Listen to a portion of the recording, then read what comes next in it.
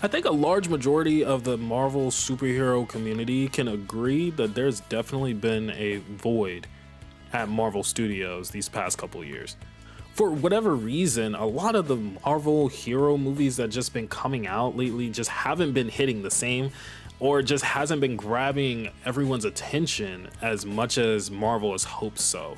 Outside of a few, straggler hits like Deadpool and Wolverine, those, I say those, but that's literally the only one. A lot of the movies before it, and specifically movies, not talking about the TV shows, all kind of been just all right. They've just been okay. Marvel needs more than okay. And on paper, according to the numbers, that's exactly what this movie is looking like. It's looking okay. And that's kind of sad because I think with the general audience of the fans, we like Thunderbolts. Like, it's a good movie. It really brought back that same old feeling from phase one where I was just curious and itching for more of these characters to see what happens next in the story of Thunderbolts, of Marvel. And that really hasn't happened for me in a while. Like, I haven't genuinely been excited for something next besides Deadpool and Wolverine. That was the last time where I felt excited to see where Marvel takes the story next. And what's interesting that I found out while watching Marvel over the years is that they usually tend to connect their movies through 2 or 3 ways. They tend to connect their movies through characters or the series of events that happens, or sometimes both. Here's an example. Captain America Brave New World, the entire plot device in that movie is adamantium. That is what the large celestial being sticking out of the freaking ocean is made out of, which was left over from the Eternals movie. Now, can anyone down in the comments tell me, what does Captain America and the Eternals have in common? Jack. That would be an example of Marvel connecting its story through events rather than its characters, which this story does the latter. Hi, I'm Mercy Unscripted. Welcome to the channel. This is where I do deep analysis reviews on favorite TV shows, movies, and anything else film-wise that piques my interest. And if you're new around here, let me explain how I do my review process. I break things down in a 5-category system, first starting with story. This is where I strip the characters out of the story and look at it from an objective storytelling point of view, as if I was pitching it to the board of a company. Next on the list is genre, where I basically look at this movie as a whole and all of the tags of the genres that this movie has been put under and see how well it fits into each of them, as well as asking the question, does this movie do anything special to elevate this genre?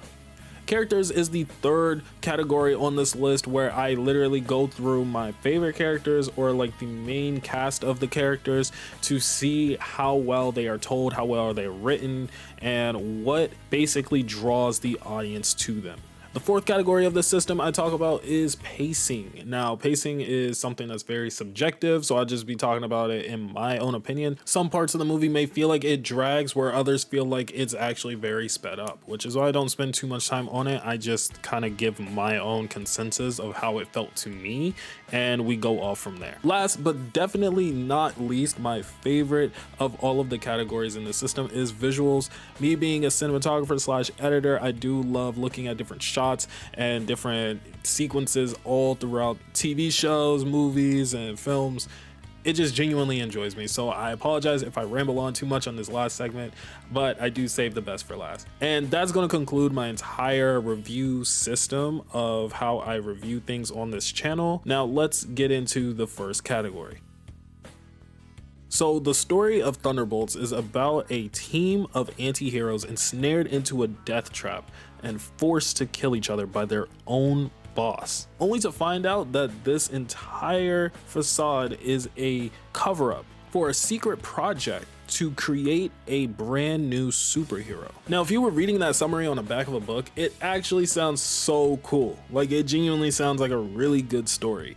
While this team is tasked with the dangerous mission of stopping their boss from unleashing this new superhero, they are forced to also confront the darkest corners of their past. It builds enough curiosity and poses so many different questions, like how did this team come together? What other missions did they go on? Why stopping this superhero is such a bad thing? And what kind of things are lurking in their past that they don't want to confront? I think the story for Thunderbolts is a pretty solid one. Hats off to all of the writers who had a hand in making it, and honestly, having Jake Schreier direct it is actually a pretty good move. If you don't know him, he is the director behind Beef and We Cry Together. They are both really good shows and movies.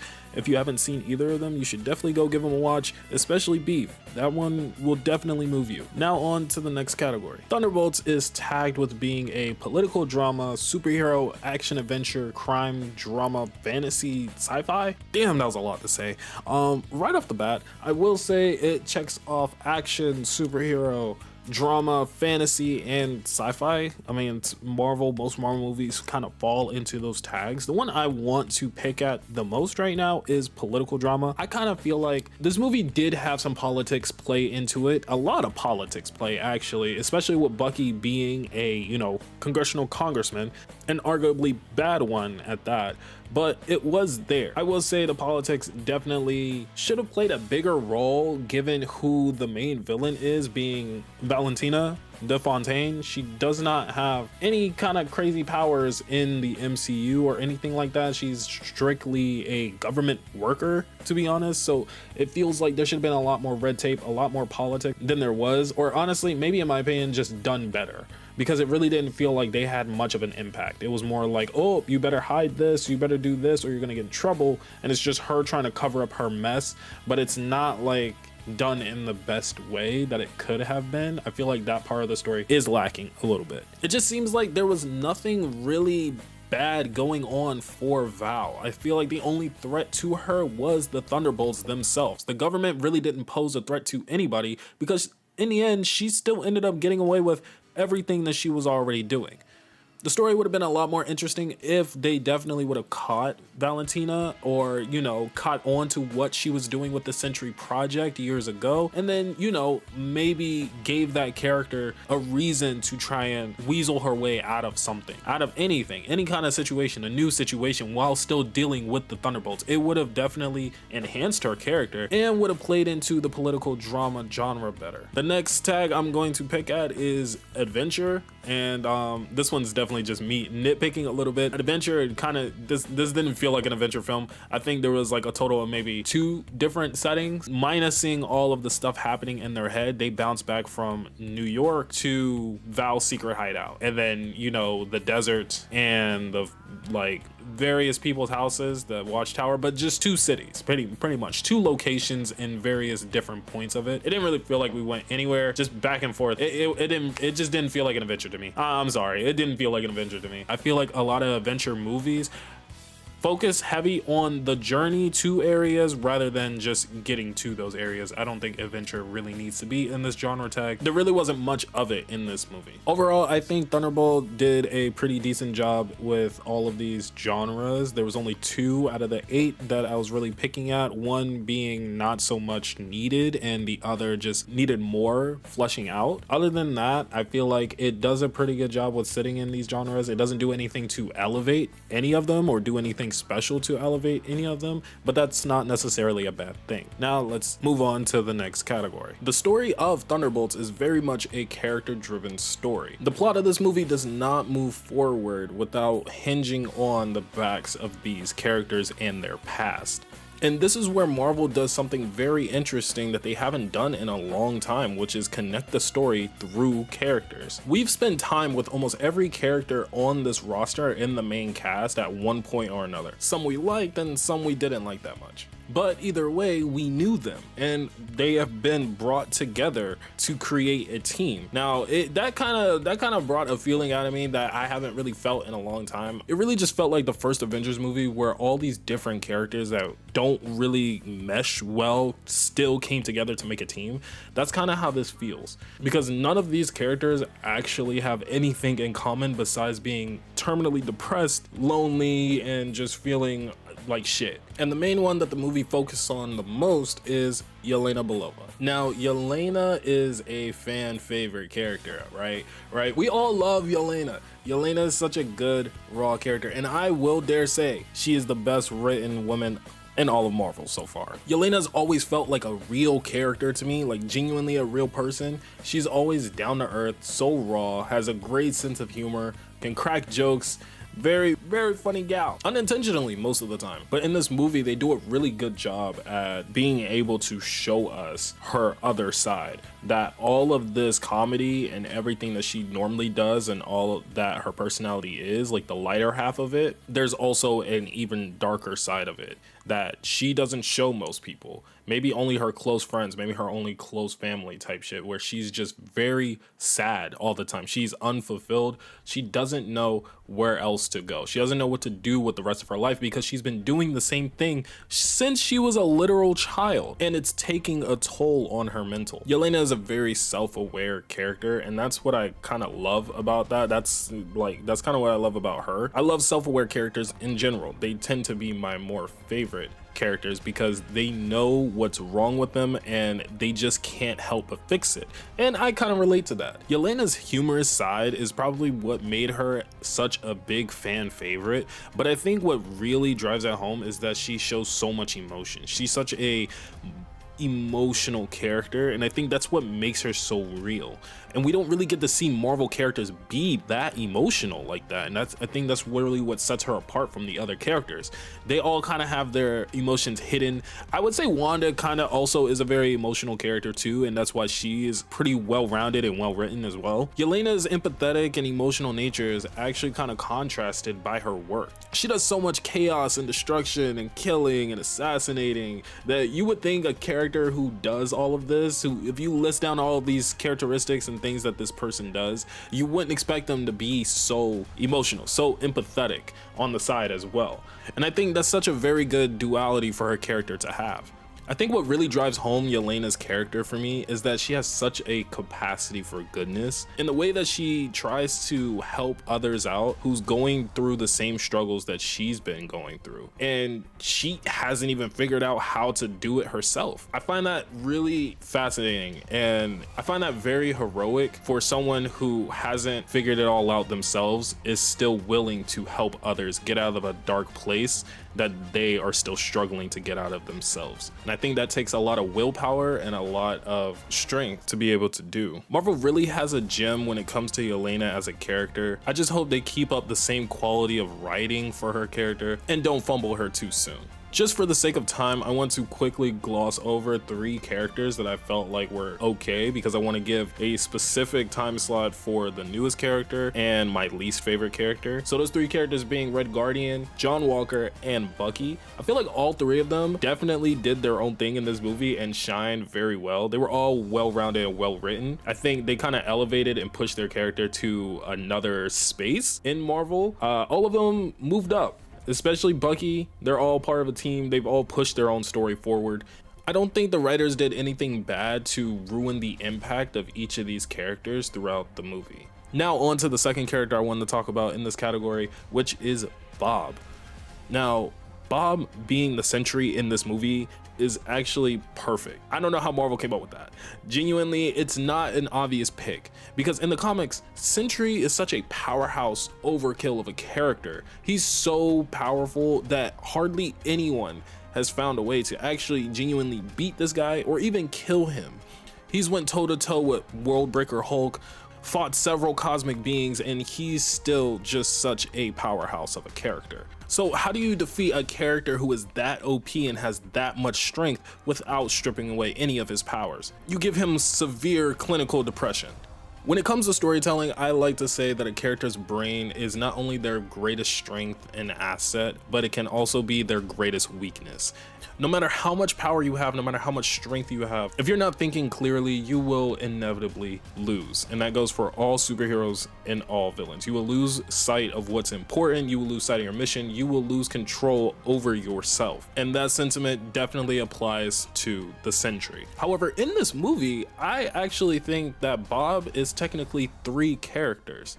There is the Sentry, who is very zealous and confident in his ability to be invulnerable, sees himself as a god. And then you have the Void, who is super depressive, wants to intake everyone into the Void and feel their pain and suffering. And then you just have Bob, who is the middle of the two, and honestly, he's like a blank slate. At the beginning of the movie, when we're first introduced to him, he kind of just really has no ambition, nothing to really do, and he's just trying to convince everyone to just leave him here and that he'll just be fine. He doesn't really know what he's doing. He doesn't really know where he's at.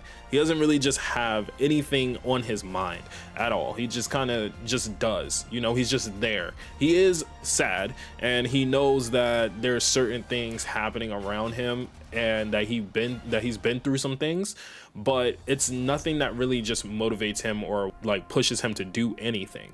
He's like a character stuck in limbo, just waiting for his life to end. And that sounds like it would be a very depressing character, but the way the writers present him in this movie, he just comes off as a character who's just awkward and timid that still has a sense of humor. Overall, I think Bob is a great new addition to the cast of characters for the Thunderbolts and just the MCU in general. The Sentry's backstory in the comics has always been very convoluted and messy, and it's changed a lot over the years, but I'm not too mad at the way that Marvel decided to introduce him into the MCU. It made sense for the story that was told, and his introduction didn't really have too much of an impact on the overarching theme of the MCU right now, which subjectively could be seen as a good or a bad thing. On to the last character that I wanted to talk about from this movie, which is Ghost. Everybody knows Ghost as Marvel's most forgettable character, and I feel like after this movie, she's still Marvel's most forgettable character. I genuinely don't understand how that's possible, but they somehow made it to where we still don't know anything about this character. This was Marvel's golden chance, their opportunity to flesh out this character even more and actually give her a personality worth knowing and a character that just could have been so much more better, yet they still fumbled the bag. I don't know any more about this character than when I first watched Ant-Man and the Wasp, and that's a huge problem. I feel like the writers didn't really give enough time to this character to be able to flush her out emotionally, or at least give us a more compelling reason to even like her. I feel like from an emotionally speaking standpoint, that Taskmaster actually would have been a better replacement for her on the team rather than keeping this character in. At least Taskmaster has a history of traumatic experiences that they could have explored that we know of because of the Black Widow movie. Whereas Ghost, we only know and hear about her trauma, and it's never really shown to us. Had the writers focused on this character a little bit more, maybe gave us a flashback of her upbringing or even the experiments she was forced to go through, it actually would have been a much more compelling story, because as of right now, she really adds nothing to the Thunderbolts other than her comedy. She really feels like a last round pick kind of character just to fill up the team. I genuinely feel like if you remove Ghost from this story, it's not going to change in the slightest. She has very much close to zero impact on this movie. Not to say that her character wasn't well acted, the actress did a very good job during the movie, which is why I feel like it's so bad, which is why I feel so passionate about it, because Ghost has such a cool moveset, being able to phase through things, and she's very deadly. She's a great character, and I'm just upset that they kind of fumbled her the way that they did. We have backstory and history with so many of these characters on the team already. They really could have just gave us an extra 5 minutes or even longer for Ghost to, you know, redevelop her story, because I genuinely wanted to like her. But outside of the comedy and her cool action fight moves and scenes, she just phases to the background for me. And that's all I really have to say on Ghost. It's an insane fumble by Marvel, but maybe they can recover in Avengers Doomsday.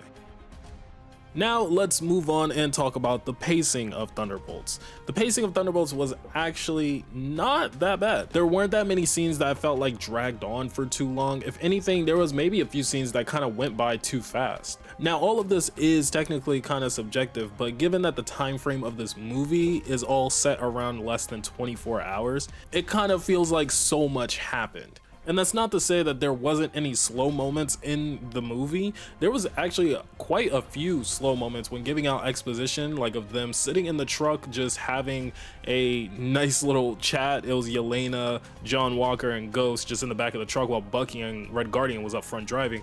They were just sitting back there just talking about all the gear that they have.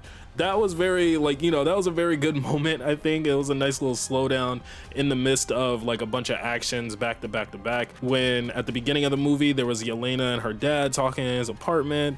That was great exposition. There was a few moments with Val talking to Bob. Loved those moments as well. There was a lot of slow moments where we just sat in between a lot of the main events and just emotionally explored a character for a while, and I really enjoyed that. Overall, I think Thunderbolts pacing felt pretty good. It's genuinely okay. It doesn't feel like a roller coaster all the time. It gets us from point A to point B of all the main events, and it doesn't do anything too jarring to pull you out of the immersion of the experience.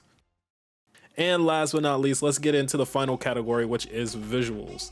Now, the visuals for Thunderbolts were phenomenal. Honestly, A+ all the way across the board. This movie looks great. One thing I want to note is the color grade for this movie. It looks so good. It's probably my newfound favorite of all the Marvel movies. Before, I think it was Age of Ultron, mostly just because that movie was like the most saturated Marvel movie, but this movie just has a very distinct look, and the color grading is so pleasing to my eyes every time I watch it. I've seen the movie twice and it still looks great. No other Marvel film really does this that well. The only thing I can think of that may even come close is also Loki. Loki's also there in the top 3 because the color grading in Loki was also very great. But this movie just takes it by far for me. Another shot I want to take a look at is the very first opening shot of this, where Yelena is standing on top of the building. Everyone knows which shot I'm talking about. It is probably the main thumbnail shot that people are using on YouTube. It's such a clean shot. Honestly, there's really not much you could say about it. It's just a very good shot. But the next shot that I genuinely love is the one following after it, where Yelena is just destroying a bunch of guardsmen in a hallway. The camera is top down with a single light source, casting shadows throughout the whole hallway, and it's just slowly panning over the more she moves throughout the guardsmen, knocking them all out. That shot right there was probably my favorite shot of the whole movie. It was so cool, and it sucks they put it at the beginning. It was such a good way to display an action scene. I wish they would have did more of that throughout the movie. It would have added like a signature look or signature feel to the Thunderbolts. However, I will say that most of the action shots in this movie were shot pretty spectacularly. Like, they kind of cut in very closely with each shot, sometimes zooming out for each specific character to show off a nice move and just cutting away at the perfect time. All of the action scenes were flowing pretty well together and didn't actually feel like anything was missing a beat. Another aspect of the visuals of Thunderbolts is that they use the element of scale a lot within this movie, whether it's Yelena jumping off the building in that first scene where they cut away just to show the scale between her and the building and how big she is compared to this giant skyscraper that she's falling off of, or whether it's Bob, or actually should I say the Void, floating up in the air between all of these buildings. Like, shots like that are super far away are honestly some of my favorite shots, because scale is just one of my favorite elements when it comes to cinematography and photography in general. It just kind of brings everything together with a big establishing shot and just kind of shows how really small the subject or protagonist is in the grand scheme of the story. Overall, Thunderbolts has some very intriguing visual storytelling that's tethered by some bold and immersive action shots with immaculate color grading. There really isn't any Marvel movies that is comparing to this one cinematically. Most Marvel movies are majority gray and or very much saturated. Those are like two opposite ends of the spectrum, and this one I think falls right perfectly in the middle of it. So to me, it's up there for me as like at least top number one. I mean, Eternals cinematically has some pretty cool shots in there too, but this one is holding the candle for me right now. Now that we're finally through with all of the categories for my review process, I can finally give you guys my complete final rating for Thunderbolts, which is an 8 out of 10. The movie, I think, is well shot, well acted, and has a really good message overall towards it, and it's very bold for a Marvel movie, which I can respect a lot. Now, let me give you guys my points on why this didn't make a 10 out of 10 rating or an even higher rating, because I got a comment on my last video that I should include the reasons why it didn't get a 10 out of 10 for me, or why I just didn't feel it was that good. After spending the last 20 minutes reviewing this and talking about it, for Thunderbolts, it all came down to about 3 points. One of those being the political drama aspect of it. I kind of just wish to see more of it, especially with Bucky being a congressman. I wish I would have known what he tried to do, or just a little bit of background of that. I think it would have been fun for them to explore more of the political drama of the genre. The second point being Ghost. I talked a lot about her in the character section of this. We know why they fumbled Ghost. It felt like a huge misstep on Marvel's part. And last but not least, Val. Val. I did not talk about her in the characters point because I already had Ghost there and my least favorite characters, but I did not like Val's character. She just did not hit home for me at all. Her playing a big overarching mastermind behind the Sentry project just didn't really work that well for me. I couldn't really take her serious because I can't see her as a threat. She's a lot less like her comic book counterpart, whereas in the MCU, I can't really take her seriously. And so when it came down to her being the ultimate, mastermind behind a bigger plan, I just really couldn't find myself caring too much or seeing her as much of a threat. I personally think the movie could have benefited more by just introducing a brand new character to become the overall mastermind behind the Sentry project. They still could have kept Val in the main position that she was for majority of the movie and just have this new character be Val's assistant, where she'll inevitably betray Val in the long run and become the actual new mastermind of the Sentry project, being a lot more evil than Val actually would have. But I digress. I'm not a writer of this movie. That was just my thoughts. If you made it this far into the video, please make sure to hit the like button. Leave a comment down below what you think of my theories or concepts and what you think of the review. I appreciate you all for listening to me ramble for so long, and I'll see you guys in the next video.